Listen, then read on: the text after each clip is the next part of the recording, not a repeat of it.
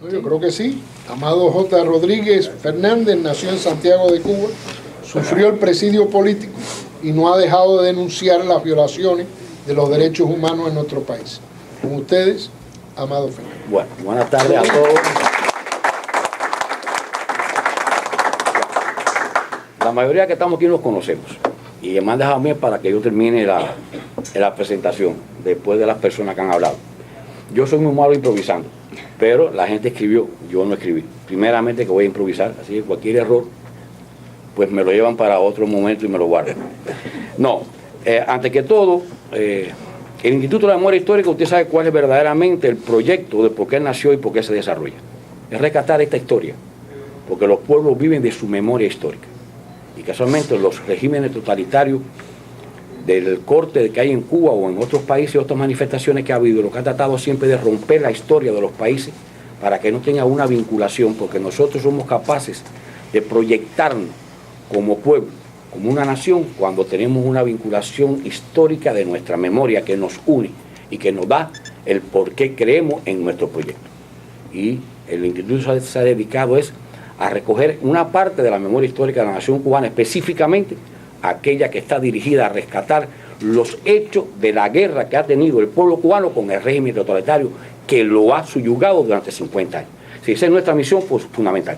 Y este es uno de los proyectos que ha tenido el instituto, de los tantos que ha realizado y de los tantos que tiene en mente realizar. Y este libro nació de hace muchos años, este proyecto estaba planteado. Con muchas circunstancias y situaciones que hubo, no se pudo plasmar porque a veces es muy difícil. No creemos, los directores del instituto se dedican a hacer su vida particular y después con tiempos extra y con esfuerzo extra tienen que hacer las labores que nosotros realizamos. Tanto es así que verdaderamente a mí me encomendaron primeramente esta tarea, que fue muy grande para mí debido a mis situaciones, y gracias a Pedro Corso, mi compañero y presidente del instituto, y a Idolides Arias, que fueron las que dieron la mano verdaderamente, y entre los tres pudimos echar adelante esta obra y concluirla, porque verdaderamente exige un inmenso trabajo y una inmensa dedicación, buscar a los individuos que nos ayuden, buscar los testimonios que sean viables, recoger toda esta información e irlo creando, ir formando un proyecto para dar resultados este libro. Esto es lo primero que quería destacar esto. La segunda cosa que hay que destacar de este libro, que recoge una memoria histórica, es que presenta un hecho en una secuencia determinada. Esto verdaderamente presenta la lucha que tuvieron los campesinos cubanos verdaderamente en la lucha de los alzados. Es lo fundamental que tiene este libro. Es decir, no fueron la gente de las ciudades ni los intelectuales. Aquí hubo el campesino cubano, el hombre de tierra, que fue el que luchó verdaderamente la mayoría de las tropas cubanas. Y las consecuencias que ellos tuvieron que pagar por un régimen como era este, fue que lo destruyeron a ellos no solamente en la guerra, porque indudablemente fue así, sino que su familia tuvo que sufrir el horror de lo que este libro denuncia. Es decir, fueron desplazados, sacados de sus lugares de origen y llevados a otro lado forzadamente y reubicados fuera de su territorio donde estaban sus familias, sus raíces y todo. Eso es un hecho que solamente nosotros teníamos cuando Weyler en la Ramos, que aquí se ha aumentado. Sin embargo, eso era una constante histórica que para todo cubano tenía que vivirla. Es decir, ¿qué pasó con Weyler? ¿Qué pasó con la reconstrucción? Porque fue el fundamento del sacrificio y la negación que tuvieron que hacer nuestros predecesores para darnos el nombre de que ser cubano. Eso fue y era un mundo, era un horror aquello. Sin embargo, nadie pensó que en la República de Cuba posteriormente un hecho semejante podía sucederse. Sin embargo, un régimen totalitario como el de Cuba fue capaz de producirlo y en condiciones todavía peores. No solamente cuando la guerra estaba funcionando, que se pensó que podía ser consecuencia de una táctica defensiva, sino después que se terminaron todas las razones de la lucha.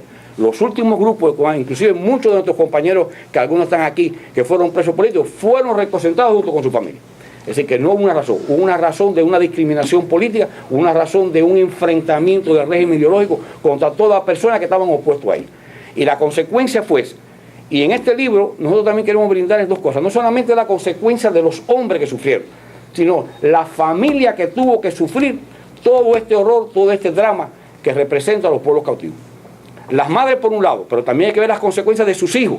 Los hijos que sin comprender qué es lo que estaba sucediendo, se vieron forzados a vivir en condiciones de enajenación, de cautiverio, de sufrimiento, que muchas veces no comprendieron por qué razón. Cuando fueron grandes, fue que pudieron saber cuál había el sacrificio de sus padres. El sacrificio de su papá, de su mamá, desplazado, aislado totalmente, que es el horror que nosotros denunciamos aquí. Y verdaderamente esto es lo que queremos dar al lector. Aquí la mayoría lo conocemos, pero quizás lo importante sea que personas que no están tan ligadas a nosotros y a nuestra historia sean capaces de conocer esta historia. Pero no solamente para leer este libro como una narración de hechos, una narración de cuestiones, sino para poder vivir el drama que este libro representa.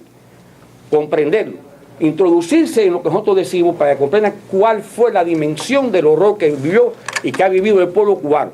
Y esto también destaca cuál ha sido la característica que ha llevado el régimen cubano desde que el principio hasta el presente en su odio, en su dimensión de destrucción, en su dimensión a toda persona que ha sido opuesta a él.